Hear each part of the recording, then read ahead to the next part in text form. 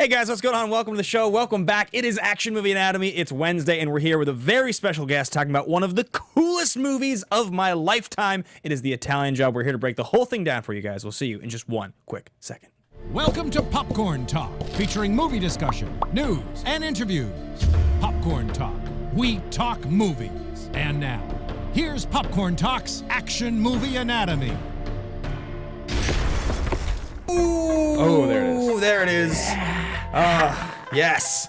So we should just do Equalizer 2 again, We right? should. Yeah, there you go. Did we do Equalizer 2? Yeah, we did. The third one already came out. Yeah, seriously. They'll make a third one. They probably won't get done. It'll be Michael Jai White. You still haven't, sir. You still haven't. What's up, everybody? Welcome to the show. Welcome back. It's Action Movie Anatomy. We're here. It's Wednesday. We're talking about The Italian Job. Yeah, I think let's just get right to it. We got a special guest in the room, Mr. Alex Kessler. Hi, everybody. Thanks for having me. Yeah, he's my co-host on the Masters of Modern podcast. He's a return guest on the show. Yeah. And the creator of a super sick game that we're going to be talking to you guys later today about. But he's on the show today to talk about The Italian Job. You like this movie, right? You grew up watching this movie? I grew up watching heist movies, and this was one of the... I made the point before we started recording that this is the second best heist movie of its era. Yeah. Mostly because there weren't many good ones. And then Yeah. the first one we'll talk about maybe later. But yeah. That's fair. My co-creator, co-host, co-producer, Mr. Andrew Guy. Woo! I like didn't know who you were introing at first. Yeah. Yeah, it's me. What's up, Juliet, everybody? we've got, that's my co-host, co-producer. Yeah, we got Jules in the booth. It feels good to be back, man. We took a week off last week. Anytime we take a week off, it always feels like we've taken ages away from the show. Were we gone last week?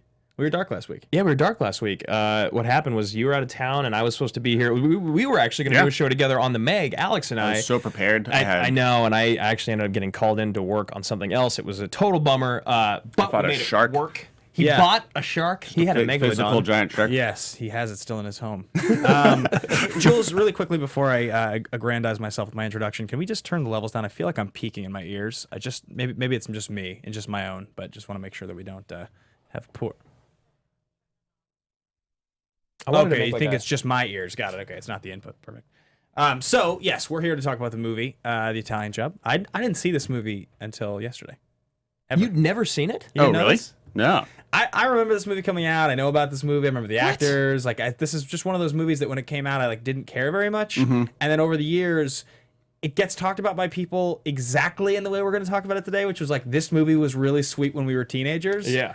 And there's movies from that time period that I have gone back to watch. I recently watched another heist movie, Thomas Crown Affair for the first time. Movie's sweet. Which I enjoyed. Very gratuitous sex scenes in that movie. Yes. With yes. Rene I'm Russo and Yeah. Mr. Brosnan. We should do that movie on the show. I would love to do that Yeah. movie on the show. That movie's good. I love the end of that. Yeah, so this is the first time I've ever seen this film. So we're here to talk about it. We talk about action movies on the show. Those movies adhere to 4 basic rules. Rule number 1, the hero always plays by their own rules. Who's the hero? Is it Wahlberg? Oh, it's Charlize Theron. Yeah. Charlize Theron's the main character. One of my notes is that, It is her movie. someone, I think it was Cracked, had an article this week about how these are 12 movies that the female side character should have been the main actually the character, lead. and Yeah. this one that was true. She's Charlize avenging Theron the is death the of main her father, character, and right? she's also just the most capable. So it's She has a growth curve through the movie too. No other character changes. She goes from I work for the cops, and now I'm willing to do stuff like my dad did, and I forgive him. And she's a good driver. Yeah, it's true. She is the star, 100%. She absolutely is. Yeah. she also won an Oscar this year too. Same year, Yeah, yeah. Monster came out the same year, so is it's crazy. this is she went for nothing to Italian Job and Monster. And Well, this movie this movie, I believe, was just a studio thank you. Everyone was just paying the studio back to do this movie. I know Edward Norton wanted nothing to do with it, but he had to because of a contract with the studio. I wonder if that was kind of how it was all the way across the board. And they just kind of slung this all-star crew together and made a movie. Got the rights to Italian Job and just did the remake. Each actor has a weird moment in all their careers because it's kind of the last watchable Seth Green movie. Yeah. After this, there's the up a paddle or up a creek or whatever, yeah, and without then he a paddle. is not in another movie. You know what? That's so weird. I'm hearing what you're talking about as well. peaking? The peaking. It's not a volume thing. It's an actual peaking thing in our voices. So I'm not sure if Well, you we hear can't adjust that, our Jules, input. So but yeah. So you do what you can, Miss Wizard in the booth. Without a paddle. So good. Okay. Rule number 2. The hero and the villain are always the smartest people, beings, things, dinosaurs, what have you, in the room. Yeah, I mean, I guess again, Edward Norton just seems like a jackass. yeah, He doesn't even seem that seem smart. No, yeah, I agree. He seems like kind of a moron. He's like, I just betrayed you in the beginning. Classic classic betrayal. He's like, classic me. He's an amalgamation of all the bad guys. I guess he's not maybe the smartest person in the room, but he's like a little bit of each of the good guys. Yeah. He's like to the extent that everything he bought was just their ideas. I love that. That That's was like my one of my favorite favorite part parts of of the the whole whole movie movie. when he's like, I don't know, I like what all you guys said. I'll just take I'll each pick one of yours. And he actually does it. And he does it. He gets the specific story. Yeah. He also the similarities between this movie and you're forgetting the other heist movie, Gone in 60 Seconds. I was gonna say I remember it's that. the other best one. This movie feels like a carbon copy in a lot of ways. It's so similar. I think I'm retracting my previous statement, and it's like I'll say it. Ocean's 11 is number 1, and then Gone, and then maybe this, and maybe we'll think of another movie that's better. Do you know what this movie doesn't have? Hurricanes. That Hurricane Heist is actually my favorite heist movie. what this film doesn't Is have. Fast and Furious from this era? Yeah, definitely. Oh, That's a then- little. It's like, wouldn't you say it's a little? Oh no. Yeah, it's right in the middle This of is it. 03. Yeah. Ocean's 11, I believe, is 01. I think Gone in 60 02? Seconds is 2000. Yeah. And I think Fast and the Furious 1 is also 2001. So it's all the same. right in All the middle same. of it. Yeah, Yeah. this is worse than all I'll those. tell you what Gone in 60 Seconds has that this movie doesn't have.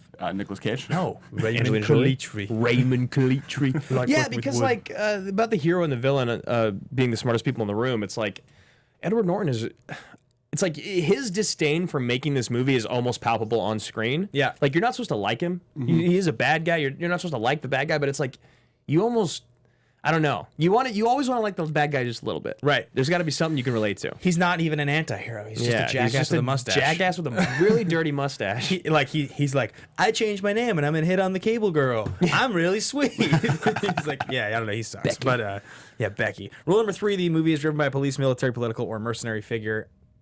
She's freelancer. She works for the cops. They're not mercenaries. They're just She works for Well, the cops. heists are Yeah. like I think that's a mercenary group kind of. yeah. You get like, contracted for a certain the amount of money or pay something. they're getting paid by the heist itself, but they're like Yeah. a group of people that work together to do action-packed things Yeah, for right. money. Like Should have just done the score. Yeah, that's another film I like. I love Edward Norton in that movie. Yeah, he's great. Yeah. He's great. You want to do an impression or? Rule number 4: the movie contains an inevitable explosion. real close. There's definitely explosions in this Oh, film, yeah. and the explosions in this film are sweet. I really like. they might be the best part of this movie. Yeah, that they reuse the Italian Job floor safe thing. Oh, yeah. That was like it was like almost a fist bump for me because like that's just cool that it works. Yeah, And yeah. then it Like falls- them painting it, I was already like, this is special paint. And then the thing, and then just like the thing falls over and the covers. Like, Yeah. Where's my car? Where's my car? Yeah. You're like, ha ha. There's like enough Screw you, good Edward. about this movie that you want to like. Like there's things you really like about it, and then there's things that are just like very generic or dated, and it's fascinating kind of getting through it because that like there's like great moments, like all of the heist Yeah, stuff, right, but right, then right. like everyone's kind of just like in their B game. Yeah, there's a lot to talk about here and a lot to unpack. So, guys, that is the Rules of Action Movie Anatomy. You're coming to us live on the Popcorn Talk Network, which is the online broadcast network dedicated to talking movies, all things movie-related and pop culture by the bucketful. Today, quick Patreon shout-out to brand new members of the Action Army. We've got Jan R. Melgard and Elvin Rivera. You like to pull those names, don't I you? like to get you the good ones. Yeah. So Jan R. Melgard and Elvin Rivera, we salute you. We salute you. As Thank you. always. Welcome to the Army. So, we have a lot coming up on the show today. We are going to be talking about our top 3 remakes, overly sieged, underly sieged, properly sieged on Jason Statham. And, yeah, and we're going to be talking about the rest of the show. So we're going to get to Thesis Statement here in just a quick second. But before we do, let's cue up a 2003 vintage trailer. This Should probably be a good one. Yeah, should be a good. As a slave. Wanting to be richer. I'm in Venice. Learn the language of poetry, art. No, romance, never sex. open with Mos Def. Yeah. You, my friend, I don't need a guidebook. The plan was We realize how, like, for the Wahlberg's like a super capable, entertaining actor now. He's a much better actor than he used to be. Right. But in the early days, it's just like a lot of Dirk Diggler. Yeah. And he is just Dirk Diggler in all the movies. Like Oh, Wahlberg absolutely. was famous walking into this, and Charlize Theron got famous this year. Yeah, Yeah. Wahlberg was coming off the smash success of Rockstar. I have to tell you that that's probably on my short list of guilty pleasure movies I would like to cover on this show that we'll never be able to. Rockstar. Have you seen Rockstar? No. It's good. Like I don't think Charlize Theron was shouted out just there during the credits. They didn't even say her It name. didn't, like happened the same year she won an Oscar. Holy Spirit. the Italian Job. You know this is never about the gold. Whatever helps you sleep at night, sweetheart. Like Seth Green Yeah. is coming off probably the highest peak of his career He's in billed, this movie. he's billed ahead of. Oh no, he's not billed ahead of her. Yeah. So okay, I think we're gonna get into thesis statement here, and I have a good thesis statement. Okay. And this one might be a little controversial, but I've been thinking about this a lot. It was based on something that I read about Ving Rhames and Mission Impossible 1. late 90s, early 2000s is the most racist treatment of black characters doing tech things in history. It's like such a consistent trend. It starts literally with that film, and I think it's Tom Cruise or somebody in production and Mission Impossible being like, we wanted to cast somebody who really didn't seem like they'd be a hacker. And it's like, do you mean that they're just not a white guy with glasses? Is that what you mean by casting Ving Rhames? And then I think about all the characters that are thrown in to like the tech and explosives roles. Oh, it happens a lot. Basher in Ocean's 11 is like kind of the same thing. It's these like spunky black dudes who are like, they're either the tech guy or the explosives guy, but it's never they're like the smart guy running the operation. Even in good movies like The Matrix, yeah, it's still Tank and Dozer. It's like the early 2000s, late 90s is like such a, when you talk about those like token roles, it's such a bad trait. And watching this movie, I was like, why is Mos Def this character? Like why is it Mos Def? Like why is this the character who's got like the quirky love of shoes and is like good with explosives and he's like, I don't know. I mean, I watched Deep Blue Sea yesterday again just because I love that movie. And at the very end of it, spoiler alert, LL Cool J survives, which is shocking. You think he dies, but then he's like, send me back to the ghetto. At the end, you're just like, yeah, right. It's you're like a scientist on a special marine research facility that is working on genetically engineered sharks, but all you can think about is the ghetto because you're black. Yeah, because that's what the treatment of these scripts was back then, and it's like we've come so far, but we also have not come so far because you still see bad treatment in like major commercial films. But this time period, because it's also like punchline, jokey, like all of it. Well, it's also like it's the beginning of, because before this era, they just didn't have people of any race other than white people in movies unless it was in heavily stereotypical racist roles. So this is them like trying to come up with cliches to make it work, and then it just ended up the same cliche. Isn't the zany tech guy with the glasses from Gone in 60 Seconds also a black guy? I don't know. It is. It totally is. I can't remember. He absolutely is. He's part of Giovanni Ribisi's team. 100%. I wish I had a picture of him on the screen because it's like almost shameful. But like a whole. I mean, it fits with Transformers. I know that's true. Like it goes all the way into like the late 2000s, early 2010s. Yeah. So anyway, that's my thesis statement about this film. Something I've just been realizing that I've been watching it. That happens. It happens just way too often. Is the chat being like, "This is absurd. You're wrong." You know? Someone just goes, "I was more offended Emilio Estevez was the tech guy in Mission Impossible 1." I don't know. I mean, I think they're kind of giving you crap, but they also are empathizing. Like they understand what your point is. I think your point is kind of it. You know, there are cliches. There's like the like lesbian women are killed in movies. Like the lesbian girlfriend is murdered regularly in movies or TV shows. This is another cliche where they just like the reasoning behind it is problematic, and so like they're just like every movie has a African American gentleman as a tech guy in the background. Yeah, tech or explosives, and like always the quirky like joke cracking guy. Yeah, exactly. And Mos Def, I mean, he's deaf in one ear, and he's he's got all the jokes, and he's they open with him reading about sex and love. It's just I get you. Right. It's like, couldn't he just have been Jason Statham's character? Why wasn't that his character? Couldn't he have just been the driver who was like I think that's super cool in a suit? Problematic issues. Or okay, but any of the characters. Couldn't he have been Mark Wahlberg's character? Or we all would have hoped he was Mark Wahlberg's character. Yeah, right. All right. Anyway, that's my thesis statement. Maybe I'm wrong, but it's also problematic. It's directed by a black director. I was going to say it's by F. Gary Gray, which is interesting. Who did Straight Outta Compton? We're obviously going to get into that. Yeah. But I'm going to hop in with my thesis statement, and what I'm going to say is that Jason Statham should have never become anything more than a heavily featured player in an ensemble cast or a supporting role. Like all of his best movies, all of his best roles are when he is either Handsome Rob or Turkish or in Spy or even in The Expendables or in Fast and Furious as the villain. Like all the movies with him is like the leading guy, like Bank Job, Transporter, Crank, The Meg. Any movie that he's the leading guy and it's just him, he's just not that good. He just doesn't have the movie star charisma as the main character. Whereas if he's like Handsome Rob, or even if he's Turkish and he's like the main character, but like Brad Pitt's also there and there's all these interesting characters around him. There's an ensemble. It's like, that's when he really shines. Well, it's kind of like Brad Pitt even, because I think Brad Pitt is bad when he is a main character, and I think he is wonderful when he's a secondary character. My favorite Brad Pitt roles are not like Fight Club, best character in the movie, not the main character. Ed Norton's the main character. Well, it's debatable because Snatch, he's the best character in the movie, not the main character. Right after reading, he's the best character in the movie, not the main character. Like even Ocean's 11, possibly coolest character in the movie, if not the best, not the main character.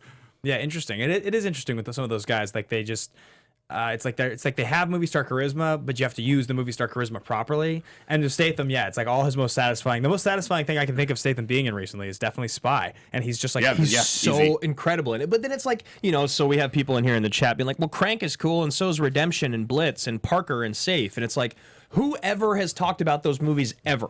Like, in the 3 years of doing the show, not one of those movies has ever been recommended for us to cover. Ever.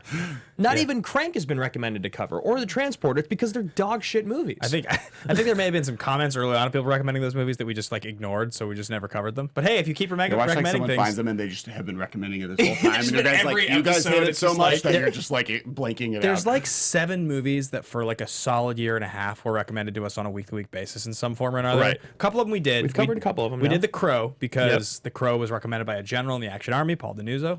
Big salute. I think that's true, right? I'm not making that up. That was Paul's movie. But there are other ones that like I think Hard Boiled has been recommended a ton of times. I'm pretty sure The Long Kiss Goodnight has been recommended a bunch of times. Sweet. Well, here's the thing: is I like Statham. Yeah, I don't dislike him, and I love him in Spy. I think he's amazing. I think he's the best part of it. But so that's my thing. I think he carried Meg. I don't think that movie. That movie is problematic in ways, but like it's not his fault. It's not his fault. I think he's the most likable person going through that movie. Like other than the little girl, she's actually one of the better kid actors I've seen in a while. She's really good. I've never seen The Transporter. Have you guys seen The Transporter films? I have seen the first one, but it was like when it came out. Is it DVD? Good? It's all right. It was fine. Is it like like this level, like same kind of time period, trying to be cool, or like? I think I would say that The Transporter is a better movie in its genre than this is. Yeah, that's interesting. Yeah, I wouldn't disagree with that. It's the Crank that really bothers me. Wasn't there another one? Crank is High Voltage is the other one. Crank is like borderline like Piranha 3D, like exactly. Which is fine. Like, and if you want that type of movie, Crank is great version of that movie, but it's not a good movie. Wasn't he in one other one that was like a single word name like Crank that was like a piece of crap? Redemption? Maybe, I don't know. People like that, but I don't even know. Yeah, and The Mechanic. We did that film on this show. Yeah, not a good one. What do you got, Alex? So my thesis is that Ed Norton is the most punchable actor in Hollywood. I didn't realize it until watching this movie, but it like, and we talked about this a little bit earlier. It's just like he's kind of an asshole. And like in the movies, even when he's the main character, he's an asshole. Like in Fight Club. Oh man, my life! I like have to buy furniture from IKEA, and I have this really nice apartment. And then, like the entire movie is kicking the shit out of Ed American Norton. History X starts off with him being this neo-Nazi white supremacist. Right. So like, and in this movie, he's like this swarmy asshole. And every time, every fist pump moment I think I have for this movie is when someone else punches him. So, quick point on American History X. I watched American History X once in high school. I remember really liking that movie. I know you love this movie. Yeah. Am I just misremembering that movie? Because I remember it as feeling that it was like pretty good. But people talk about that movie like it's one of the great movies. Is that true? Is it one of the great movies? I truly believe it is. I think it's phenomenal. I like still to this day, I love it. I understand some of the complaints with it, but I really think it breaks down what the racial issues then. I think it does. It's translated well. It's aged well. Interesting. Like there's definitely things that are hard to watch, but it's still very relevant and it's just really well done. Yeah. It's like it's like relevant to today as well. Especially because the white supremacy thing is coming back around. Yeah. It's a trip, man. I would really highly recommend watching that. If you haven't seen it in a while. Yeah. I'd have to go back and watch it. All right, so that is going to be thesis statement. Any of your thesis statements you'd like to share in the chat, guys, feel free. Let's move on to the next bit in the show, and this is going to be fist pump moment. It's that moment something happens in the film, you look around, you're like, are you seeing this right now? This is so awesome. I get to watch the rest of this movie. This is so good. Or it just makes you feel something special. Could be anything. Cool. You feel super cool when you're watching it. Yeah, exactly. There's a good one. So I love Ed Norton, and it's so true. It just sucks that he sucks. It's just like everyone, they just think he sucks. So you need a really good actor that's punchable. I think that's a niche that's great to be fit by like one Guy person. Pearce, I've never heard bad things about him. You hear great things. You about hear the guy. great things about the guy, and I always want to hit him in the face. Always. Do you think that if you work with Guy Pearce in a film someday, you'll punch him in the face? I hope that I get to in the movie. Punch him in the face. Yeah, that's because I just feel like he would, unless I'm the bad guy, then I'd be his accomplice, which would be super sweet. I've been hearing some really tough stories before we get just into fist bump moment About Wahlberg? No, about actors who we grew up loving who are now in the I'm gonna take a cash grab phase in their career. So like the Cages and the Willises and these guys who, the stories I'm hearing from people that have worked with them are that they come on set and they shoot a day. They shoot the entire movie that they are on the cover for in a single day. They only shoot their coverage and then they leave. And all the other actors' coverage is done with their double. Wow. They just literally come in for a day of shooting, for like several $1 million, and everything else is a stand-in. Also, I mean, like the reasoning behind that maybe for the studio is it's a lot cheaper to do that too. No, they get millions of dollars on these on these like low budget DVR movies to come in for like a day. That is so crazy to me that you just don't care anymore at all. Yeah, So sad. yeah, that is so sad. Fist bumps. Fist bump moments. Alex, what do you got? I think my fist pump moment is the like when they're doing the final heist and the armored car is being driven through the streets of LA, and then just like the floor gets exploded out from under it and they cover it. Like that's one of the cooler. Where's my truck?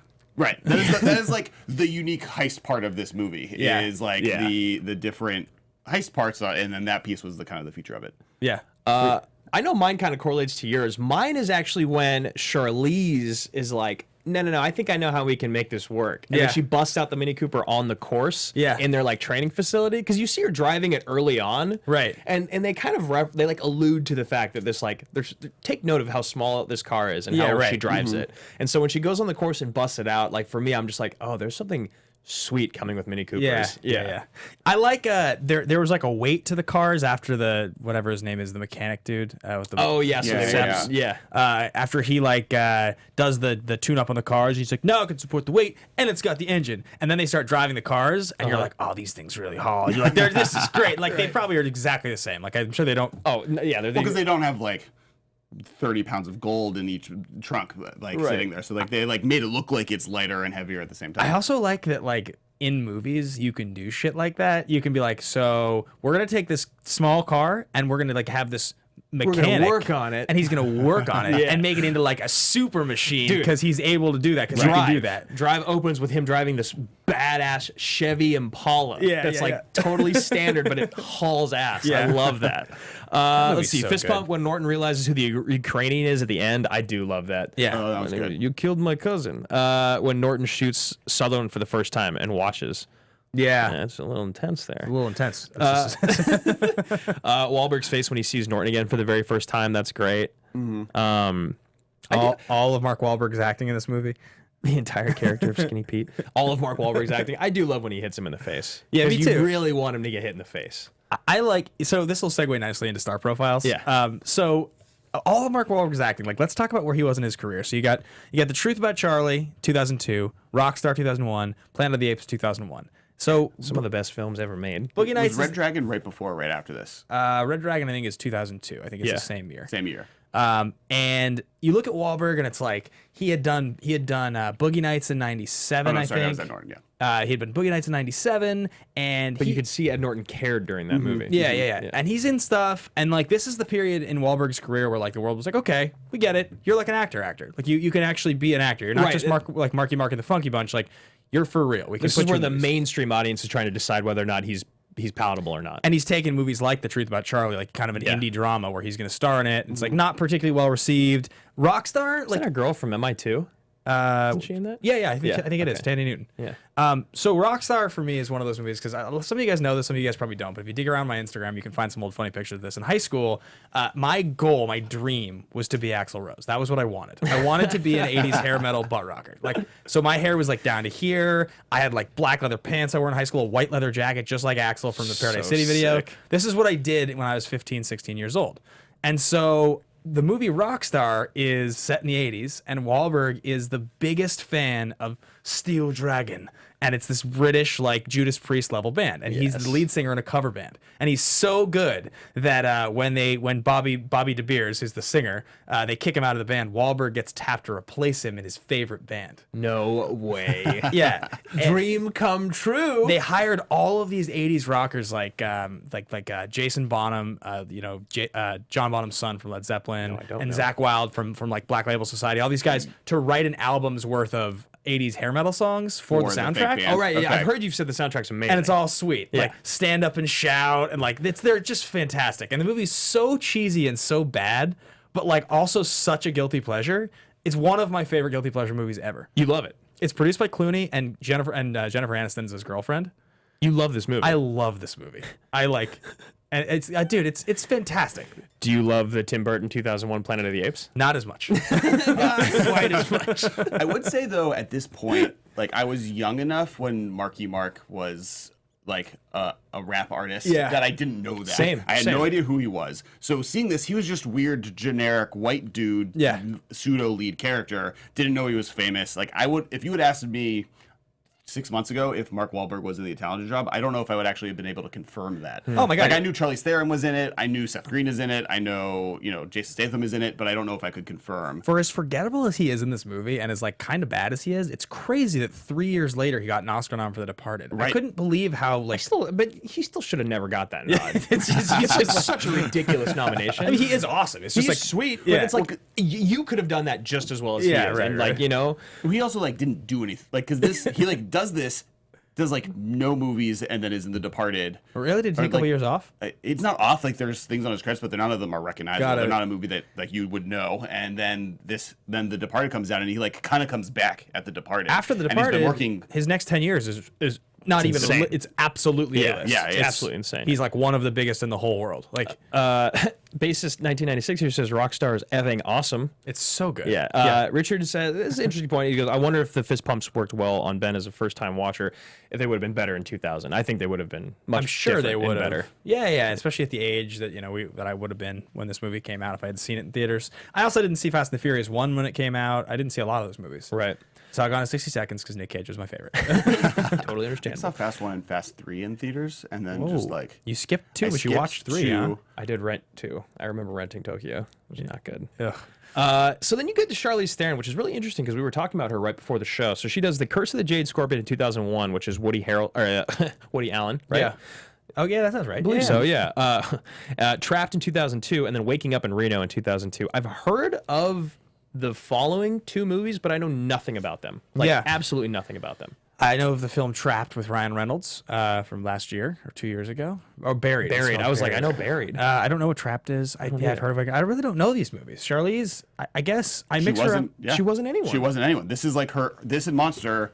She went from being no one to being in the Italian Job, which was very successful. Though, And winning the Oscar and then for winning an Oscar. one of the definitive 2000s female performances ever. Like, Right. I would argue that Charlize in Monster is probably in my top 10 all-time female performances. It's incredible. She's unbelievable in that movie. Yeah. Yeah, she's like very frightening, and like she's just that character. Like That would have been a fun top 3. Ellen Bernstein in Requiem. Yeah, Requiem's a really and good then one. Charlize in Monster. Yeah, there's a few of them out there that are just like, I mean, even Natalie Portman in Black Swan Yeah, I still, like her like a when you go lot. back and watch that, you're That like, was 2000 though, right? that's 2010. That was 2000. Okay. I'm just saying of our of our time. of our Yeah, yeah. lifetime, like Oh, of our right. Got it. generation. Not like the 2000. No, I mean there's also some other like really good ones, but yeah, those are some of my personal. Oh yeah, she was in Devil's Advocate. I remember that. Oh, yeah, okay, so that's one of the earlier- Keanu and Pacino. She came up and also looks a bit like Ashley Judd. I kind She of totally. I used to, and Ashley Judd was like on her way out when Charlize was on her way up. Yeah, they're kind of battling for the same corner, so to speak. She like Katherine Heigl also is like weirdly similar looking. Except Like she's like they're all like they're Yeah. not on the same level. But like I was for some reason some commercial came on this morning for a Katherine Heigl like donate to save puppies video or something Right. along those lines. And I was like, at first I thought it was Charlize Theron. I was like, wait, Yeah. no, that's Katherine Heigl because then they put her name. You up wonder there. if I'm any like, of that. yeah, right. I hate you. You wonder that crazy she's stuff the with worst. Ashley Judd, all the Harvey Weinstein stuff about him ruining her career. You wonder if this would have happened the same way, or if like sometimes there is that thing with the market correction with two people who kind of fill the same space, Right. and one of them it's like in the 80s, late 80s. Like Bill Simmons talks about this a lot. Michael Keaton and Tom Hanks were like on the same track. yeah. They were like very much kind of like the same guy, and they were both kind of doing wild comedies, and they were both these sort of zany, funny white guys. A little bit of intensity, and Keaton gets Batman. You think he's going to pull away and he's going to be the guy, and Hanks does Big in '88, and you're like, oh, okay, they're still neck and neck. And then like '92 comes along, and Hanks just blows Keaton out of the water. He gets the back-to-back Oscar wins, and it's just like not even close anymore. Well, I mean, like Hanks is now. It has to be in the top 5 actors of all time list, but, right? Like, but there was a minute after I'm saying Yeah, Keaton yeah. did Batman where you were like, is this guy going to be Right, And right. now he's kind of come back around, Which I love. I love Yeah. Keaton. Yeah, older I'm like, Keaton, huge fan. So awesome. Yeah. I still want a Batman Beyond with him as the movie voice. with him as Batman. No. So like Batman Beyond's the show about Batman in Yeah, the yeah, yeah. future. Oh, yeah. He would be old Batman. Oh, that'd be and then cool. you'd have like some kid play the Terry McGinnis. I asked Kevin Conroy, who is the voice of him in the cartoon, if they were to make a Batman Beyond movie, if he'd be interested in playing an aging Bruce Wayne. And he was like, That'd work too. He's like, I'm just not big enough to play that role. But Michael Keaton is. You say so cool.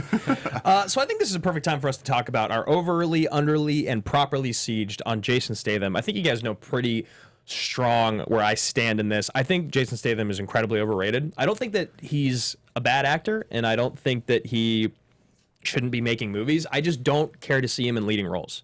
I just don't. Do you want to do your best Jason Statham impression? I just don't care to see you in leading roles anymore. That was pretty good. Yeah, that's good. I'm not even going to do it. You win. I don't know if I think, you can just keep talking about that. Yeah, we can just talk about that forever. It's a megalodon.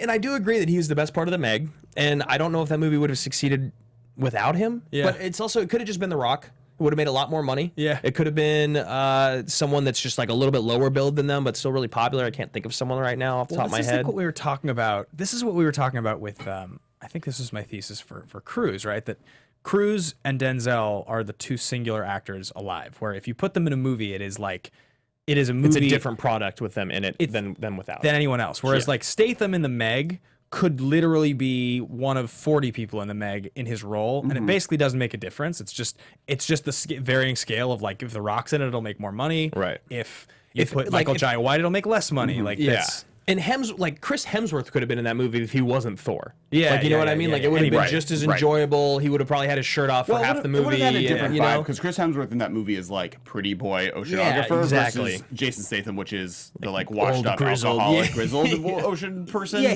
yes. So that is the one thing about him is he's got that tough guy thing going. Yeah, like that. Like Frank Grillo's got that same kind of like tough guy thing going. Yeah, I'm not saying I'm not saying Jason Statham isn't replaceable in that movie. I just think that like. That him and Chris Hemsworth are not the same. Yeah, I completely agree. I'm just saying that like it could have just been almost anyone else. Right. You know.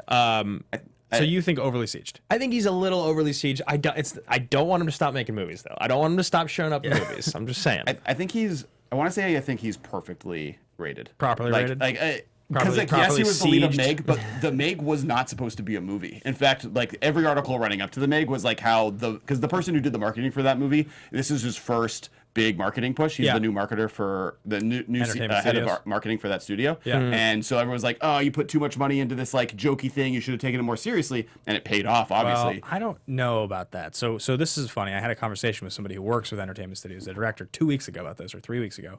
And I was sitting there, it was late, we were a couple whiskeys deep, and he was like, yeah, I'm talking to entertainment studios about working on a project, but, they're crazy with the way they spend their money. They got the Meg coming out. I was like, oh, I think that movie will make money. People are excited about it. And he's like, you think so, huh? And I was like, what'd they spend on that movie? Like 45, 55? He's like, 180. Yeah. I was like, what? It's 140. Maybe after marketing was 180. But like it's projected to make money for them. Yeah. The point of that movie wasn't to make money in the United States. It made 40 million opening weekend. Yeah, right. The point of that movie was to make it in China. Yeah. That's why exactly in China. They made it because there's rules. They'll release a movie in China. You have to either be one of the 12 movies or whatever movies now is selected by them to be allowed to be released there, and that's like. Or you have to do 70% of your crew has to be Chinese. Right. You have to film X amount of that movie in China. You have to have X amount of the cast be Chinese. You cannot this movie exceed these. You can't exceed these restrictions. You can't have skeletons in your movie. You can't have time travel. There's like other weird rules that they have. Awesome. But this movie like follows every single one of those things to a T. It's because filming in China or Chinese productions? Both. So you're working on a Chinese TV show right now. Yeah. And are you aware of any of this stuff with like reading the script or anything like this? Yeah, I mean, there's like very little nudity. There's like no nudity in it. Like it's also from the leading Chinese people movie versus Chinese TV have different requirements to be released there. Right. And like there's a lot of swearing. Swearing's fine, but there are no skeletons, which is funny because we actually are out in a mine where there should be time travel. There is no time travel, and this is like kind of full disclosure. Like even with our social medias and stuff, like I talked to you a little bit about mine, and I ended up just deleting my Instagram but they don't even have Google or Instagram over in China. So for the most part, the production really didn't even want a lot of their stars to have any sort of anything on Instagram that could even be remotely related or like go back to China and someone look at it and be like, I don't like this. Interesting. Mm-hmm. And so it was like they had us clean up our Twitters, our Instagrams, like everything. They talked to you about it. Like, oh, absolutely. Wow. I got an email about my Twitter specifically and Instagram. Wow. Yeah. What kind of stuff did you delete off your Twitter? Fuck. Like cursing. Yeah, like cursing. I got rid of of that. I also from Clash Royale. I got a lot of flack from them about like just don't cuss on your. It's a kid friendly game and like things like that. So it's crazy, and especially with the Chinese production, they like hammered down hard on. Wow, interesting. Yeah. Yeah, I didn't know anything about that. But yeah, the money they made. The money they made. Yeah, the reason they're going to make a ton of money is because it was made to just be in China, and if you can get a movie into there, there's just a whole extra secondary revenue source. But like as regards to Jason Statham being correctly underrated, like most of the time he's not leading movies right now. Like this is a weird black swan of a movie that because it is a B movie. This is a Crank level movie that somehow got released in a way that was not Crank and like massively popular. Well, here's another stat that I heard this morning in a meeting with a friend of mine. I can talk about him. He's been on the show before, John Sheck. Yeah. So we were talking about a project we want to work on together, and I was talking about sort of some of these straight to video type of movies, the DVR market with major stars. I mean, effectively what the Meg could have been, though they spent a lot on the Ocean stuff. But what he was telling me was it costs $22 million to push movies, the P&A, to get them in theaters. $22 million is what you have to spend to jump it from a DVR movie to a theatrical release. So if you don't have that budget or total faith that your movie's going to make money back, you don't push it into theaters just to get a theatrical release, because it's so much money to get it there that if you don't hit, you just lose everything. Yeah. Right. And I think that's kind of fascinating, because it's like if you compare the Meg to like Den of Thieves, to like Sheck's got a movie coming out at the end of the month with Grillo and Willis that he's starring in called Reprisal, I think. Okay. It's like an action movie, and it's going to be a DVR movie.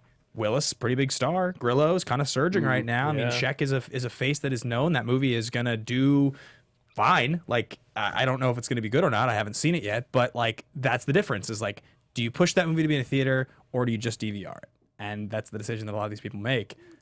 Yeah, I mean, for a movie like that, it just seems like a no-brainer to DVR it. But isn't it? Don't you think that Den of Thieves could have just been that? Like It Den of could- Thieves, totally, absolutely. easily, and I would not have been surprised if Den of Thieves with Gerard Butler, Jerry B. Oh, by the way, actually, segue on the Jerry B conversation. What? You texted me in theaters 2 weeks ago that you had seen the trailer for Hunter Killer. Yes, we're doing it. And it was going to be perfect. And I was like, oh, yeah. Well, and then I got distracted. And the other day I saw the trailer for Hunter Killer in a theater, and my mind was blown. Yeah, it's the perfect AMA movie. It's got a rogue Russian general. It's got rogue submarines. It's got Gary nukes. Oldman. It's got nukes. Gary Oldman and Gerard Butler. Yeah, it's so over. Wait, what is this movie? It's Called Hunter Killer. You can come back on for it. It's gonna be some man. like so trashy excited. action Yeah. movie, but like we love Jerry B on the show, and like it's gonna be good. So, All right, over under proper Jason Statham, Ben.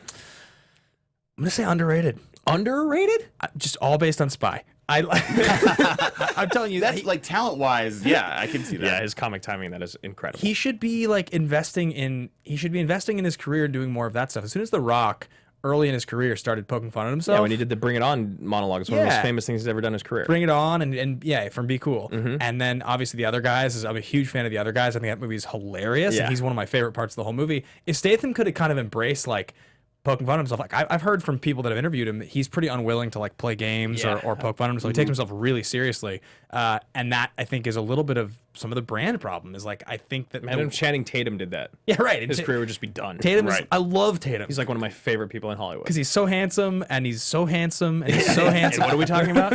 All right, so we're going to take a quick break from our normal scheduled program here just to say a couple things. We have a couple fan pages out there. There's the Action Movie Anatomy fan page you can find on Facebook. It hit 1,500 members today, so join up. Really? Yeah, just now, yeah. So 1,500 members in there. There's also the Action Army fan group, which has getting close to 1,000, I believe. Those are our two respective groups.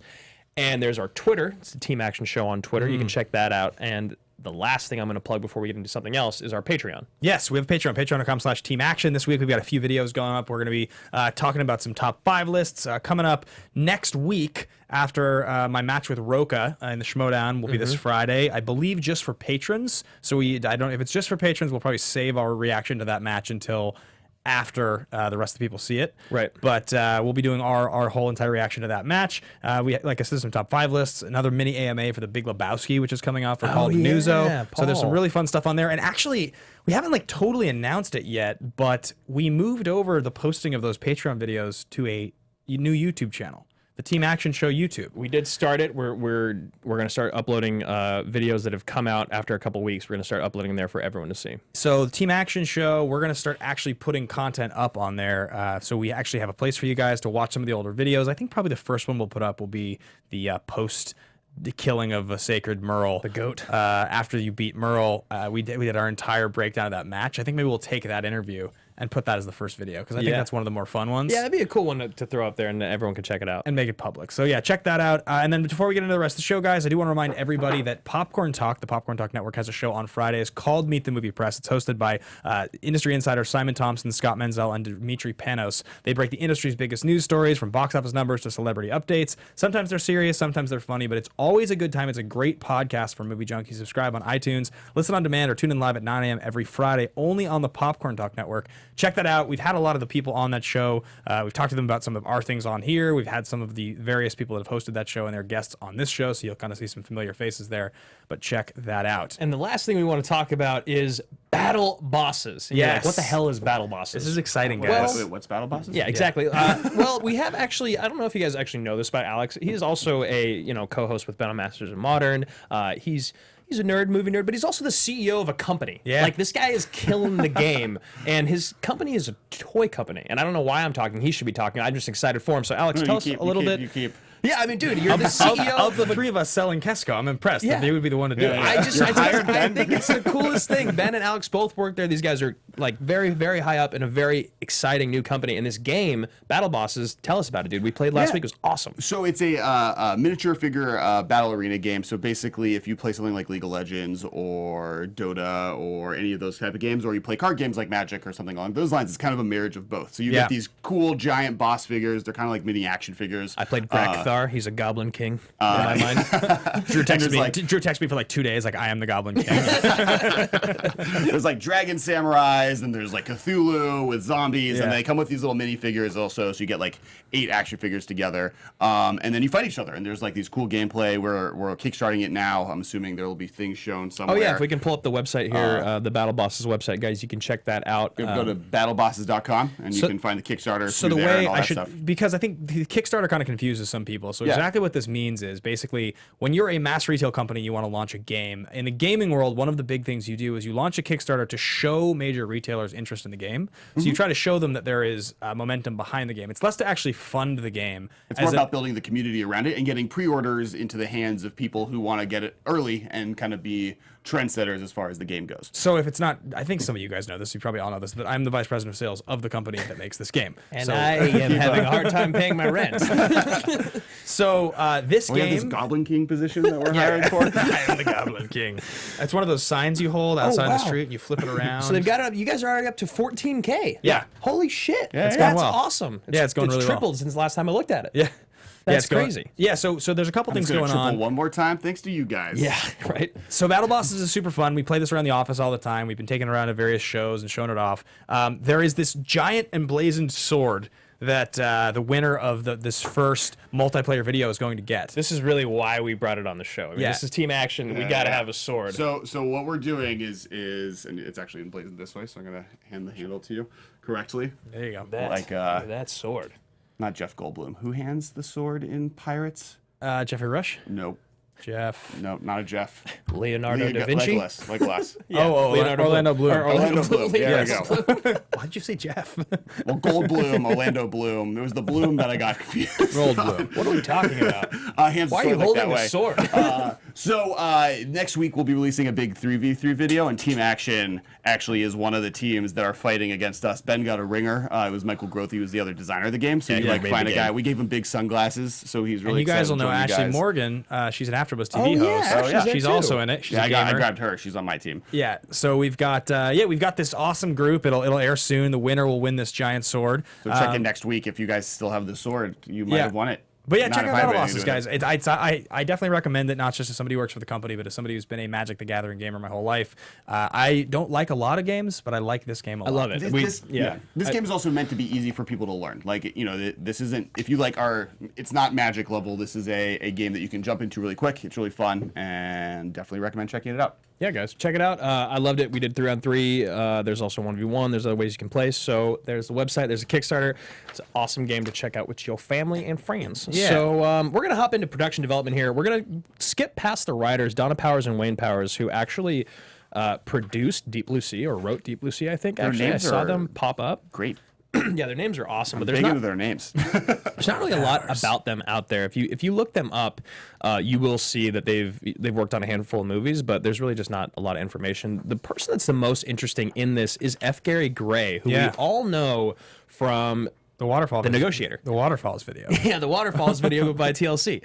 So F. Gary Gray is a film director. We all know him mainly from Straight Outta Compton. That was his big claim to fame, but he was actually making movies for a while. He did Friday, which people love, Set It Off, which I'm not familiar with, The Negotiator, which I personally love, The Italian Job, and he also recently directed the most recent installment of Fast and Furious. That's fascinating because this is the last movie that Charlize Theron and Jason Statham were in the same movie together. And then I guess Jason Statham got him the fast, or had to be part of that experience. Yeah, so it they wasn't must even like each other because wasn't even like F. Gary Gray made it happen. He is, after the release of Fast 8, the highest grossing African American filmmaker of all time. That's incredible, and he has such an interesting take as a director because I actually haven't seen The Fate of the Furious, which is surprising. I just watched it. Saw it. I watched it also Was for it fun? the Meg, and then I watched it, and then this. It's fine. It's not as good as 7 or 5, but it's better than any of the 4 through 1. I got so drunk and saw an 11 p.m. screening of the theaters that by the time it got to the final 20 or 30 minutes of the movie, and there was some sort of cars on ice caps with a submarine and they go to the North Pole. I started to doze in and out. When I woke up, I was like, what the hell just happened? this a dream? I was like, I probably could make up any iteration of those 3 elements and be correct in some way. This is the Tundra. I don't know where it was. Yeah. But I think he excels in drama. I don't think that he. All these movies are fine, but Friday and Straight Outta Compton are the 2 best movies. Yeah. By a mile in my mind. I wouldn't call Friday a drama. Yeah, I know, but it's specifically a comedy. yeah, it was also more to the black culture that he likes to direct. Yeah, I would also say that I said this before. This movie feels more like a Fast and the Furious movie than I would say 1 through 4 of the Fast and Furious movie. Italian Job feels more like a Fast and the Furious movie than those movies. Don't you love The Negotiator? You do. I love The Negotiator. Yeah, I agree because the Italian Job doesn't have it's missing the heart that you need in the movie. You do love Sutherland. I think if there was more Sutherland, maybe they killed him off a little bit later. That would have been there, but I just think this movie is missing just a little bit of heart. Well, it's because the problem with this movie is that if you focus on each of the major characters, you can come up with such a major flaw. Sutherland should have been in the movie longer. Right. Wahlberg is not a fully formed actor or even really a character in this movie yet. The love story is totally unrealized. They spend a couple scenes kind of looking at each other and then they're just together in love at the end. Yeah.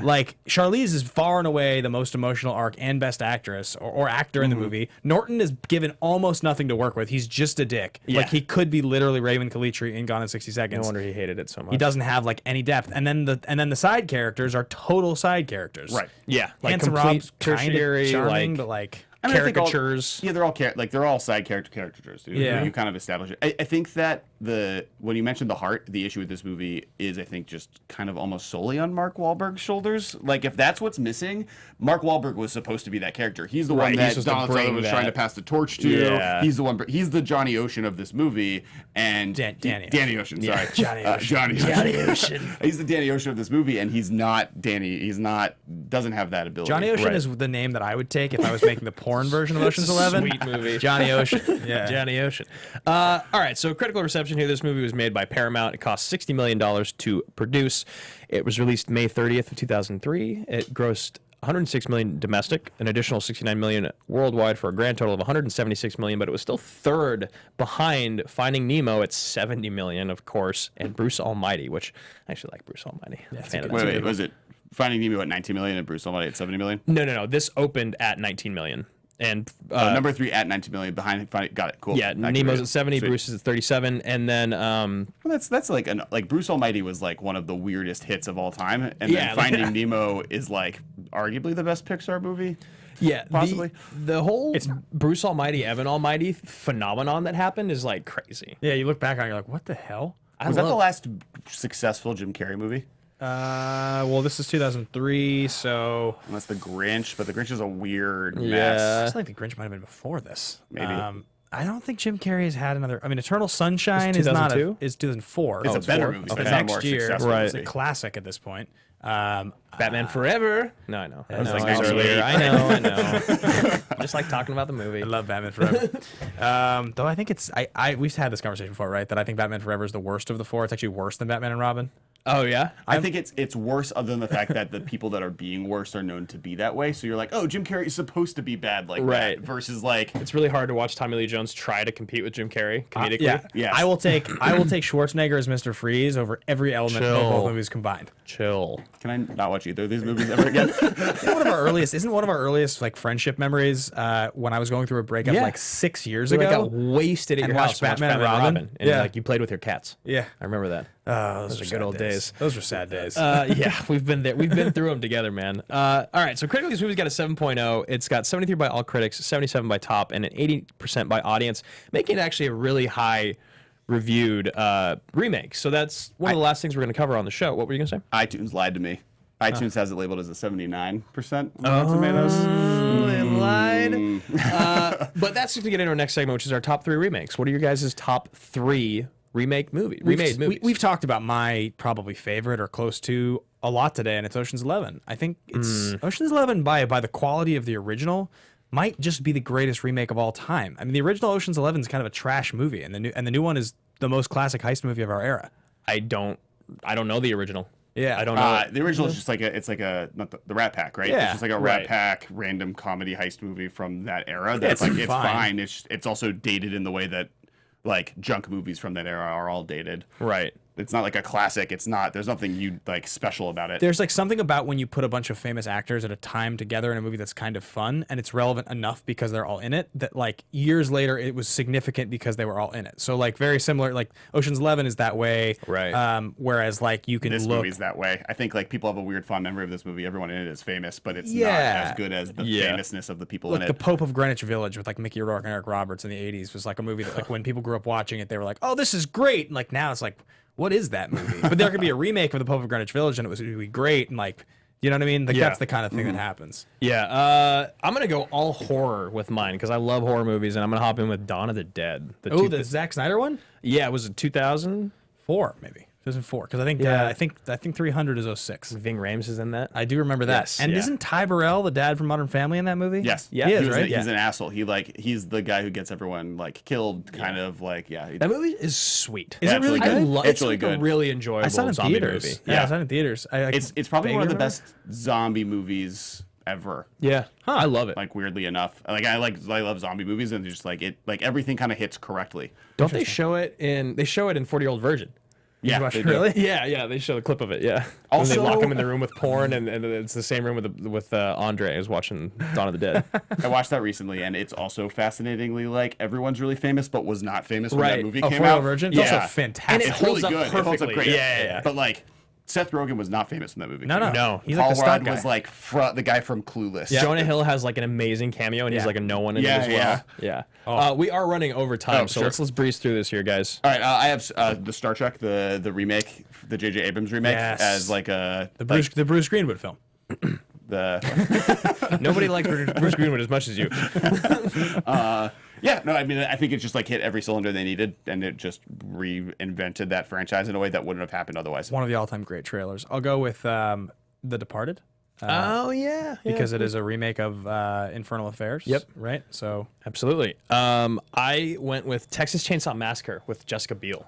There's so many iterations of Texas Chainsaw Massacre out there. The one with Jessica Biel from the early 2000s is horrifying. Is it really? It is absolutely terrifying. Still to this day, it's one of my favorite horror movies. It's done so well.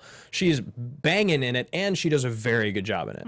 Yeah, love that movie. I have Fast and Furious 1 as a remake of Point Break. Yeah, that's fair. it basically is. It To a basically sandwich? is. Yeah, it gave us Vin Diesel. Wait, didn't Rob Cohen actually... He just said it. we ripped it off. He just straight admitted to ripping it off. That's right. He told us that Yeah, when we oh, interviewed him. interesting. Oh, cool. We like literally asked him, and we were like, "It was pretty close." He's like, "Oh yeah, 100%." He's like, we no, ripped it's it the off. same Yeah, movie. yeah, it's the same movie. He's like, but we had these huge fans that created it. Yeah, he came on for Hurricane Oh, Heist. nice. One of my favorite episodes. One of my favorite films of all time. Let's go. Did they steal a hurricane in that movie? with giant fans that they spent the budget on. They made the storms. But they actually do steal a hurricane in the movie. The conversation with Cohen is like one of the great things because he's like, we got these giant fans to create this huge blizzard for the film. We spent the whole budget on the blizzards, and like That guy is a king. He's one of my favorite guests we've ever had. He cannot be bothered by what anyone thinks about his movies, which I terrific. love. I love it. Yeah. I love it. What's your number one? Number one? Oh, No, you didn't number do your two. second one? Yeah, Oh, sorry. no, yeah, number one. Number one was Ocean's 11. Okay. Oh, yeah. It's yours too, isn't it? Still on. My number two. Yeah. That was my number two. My number one is Heat. Oh, yeah. I saw that. Yeah. Because it's within the reason Heat is because it's a remake of his own movie. Yeah, the LA Takedown. Yeah. Yeah, he made it as a TV movie with a smaller budget. The year And then- before. Yeah, or like a couple years maybe. But then he was like, yeah, I'll just get De Niro and Pacino and, quadruple the budget, make it as a real movie. One of the greatest of all time. Yeah. My number one is Evil Dead, the one that came out in 2014. Fede I think. Alvarez one? Yeah, that movie's horrifying. Oh, interesting. Go watch the trailer. Fast? Just watch the trailer alone. Like, I've seen that movie twice, and every time I want to watch it, I watch the trailer, and I'm like, nope, not gonna watch it. Because you're one of those people that they scare the shit out of you, but you like them anyway, right? Yeah. I am one of those that we'll see it on DVD. Yeah, I don't like to watch horror movies by myself. Not I a scary don't movie like guy. it. Though I did just rewatch The Shining for the first time in a while, and I love that So movie. good. Saw A Quiet Place. It was marketed as a much scarier movie than it was. It's much more like Jaws, Jurassic Park Yeah. level of Yeah, scary yeah. than Really it good. is. It's like, it's phenomenal. It's not like, I was expecting more horror and less like cool sci-fi monster movie. I get that. All right, guys. So we are going to continue breezing through this. I think, unless one of you guys wants to focus on this subject, I have a pretty strong feeling we can skip favorite line this time. Yeah, I think we need to. I mean, honestly, I think we actually just need to wrap up. Yeah, because favorite line, there's not very many good ones in this film. There's not. Other than Punching Edward in the face. Yeah. Yeah. Mother-in-laws, Mother Nature, and Mother Yeah. freaking Ukrainians. That's the one. Yeah, that's the one. That's the shout out. So, all right, guys, that's going to wrap us up for this week. We have 3 action movie categories to choose from. There are totally ridiculous, totally legitimate, and ridiculously legitimate. I think this movie's just totally ridiculous to me. I don't think it has any legitimacy at all. I think I can find it in the middle category. Really? Yeah, it doesn't turn me off by the things they're doing. It's not too crazy to me. They go through and modify the cars. I can give it middle category. Fair. What are the categories? Totally ridiculous, totally legitimate, or ridiculously Oh, legitimate. yeah, it's fine. It's like this middle could category? happen. This is a movie that existed. It's just like for me that it's totally ridiculous because like it never engages me. It does all of the silly things that heist movies do, but it also like never engages me, and like all those things, all of the cliches that I find like that bother me. By the end of the movie, I'm just like I keep waiting for that scene or that moment where I'm like, oh yeah, like this really hit home for me. Right. I keep This waiting. is the huge payoff moment. I keep waiting for the Ed Harris in the shower room scene. Like there's something that makes me be like, there's one just unbelievable element in this movie. It's a paint by numbers movie. Like Yeah. every single thing is like kind of forced into it. You're just like, okay, we got famous people. All these people are really famous right now. We got a relationship. Heist. We got the guy and the girl are gonna fall over there. They're going after their like dead dad. It's like every single piece of this movie is a like thing that someone else came up with. Because it doesn't even have the like. There are relationships that like in Gone in 60 Seconds, for instance, like Duvall and Cage, like their relationship talking about the old days. Like there's stuff in that movie where you're like, I'm bought into this world. Like this feels cool to me. And they're more ridiculous because it's like they're stealing so many cars in 1 hour or whatever. But this is like, oh, they're just like robbing a guy's gold. It's also like the stakes are low. stakes, yeah. It's not like Ocean's 11 where they're robbing 3 casinos in the largest heist of all time. They're just like robbing a dude they know. Yes, there's the 27 mil in gold left. So, all right, guys, that's going to wrap us up on that one. We've just got one last segment we're going to talk about, and that is called The Pitch. So, you guys should like warn me on these. No, like, we don't. We always like to catch you off guard. Okay. The salute and the pitch. So the pitch, this is an interesting one. Once again, we will both be, I think, out of town next week. Yep, we will. So it's a tough season. He's filming a TV show, obviously, and I am traveling a lot for several jobs, one of which is Kesco. So we won't be here next week. What we're going to do, guys, is we're going to pre-tape a film, and it's for one of the generals of the Action Army. Yeah. The movie is called The Searchers. The It is Searchers. a 1956 classic starring John Wayne. Yeah, it's a John Ford film. It's considered by most to be the best John Wayne movie, or in the top 2 or 3. A lot of modern westerns reference this film, and it's dated and incredibly racist, but we're going to talk about it because it's a classic, and we dedicate films to generals of the Army. Yeah, absolutely. And I think it'll be a really interesting conversation for us to have. There's a lot of... It's so crazy. You watch a movie that's almost, 70 years old, and like you look at it and you're like, holy crap, like the stunts, and so there's a lot of things we're going to talk about with that movie. There's obviously the racial overtones, undertones, and just hitting you in the face with it, and I think it'll be a really cool episode. Yeah, 100%. Who is the general? I was trying to look him up. I can't find him right now, so obviously... Is it Andrew Hayes, maybe? It might be Andrew Hayes. Daniel Sala? It's not Sala. Maybe it's Hayes. No, because we did Quigley for Hayes. Maybe Getz. Honestly, I couldn't even tell you. There's so many now that we're so thankful of all of you guys. Thankful. We need to figure out who the hell it was for. So, but yeah, so we'll be doing the searchers next week. Yeah, 100%. All right, guys. Thank you so much for listening. Thank you so much for watching, and we'll see you guys same time, same place next week. Bye. From producers Maria Menounos, Kevin Undergaro, Phil Svitek, and the entire Popcorn Talk Network, we would like to thank you for tuning in. For questions or comments, be sure to visit popcorntalk.com. I'm Sir Richard Wentworth, and this has been a presentation of the Popcorn Talk Network. The views expressed herein are those of the hosts only and do not necessarily reflect the views of the Popcorn Talk Network or its owners or principals.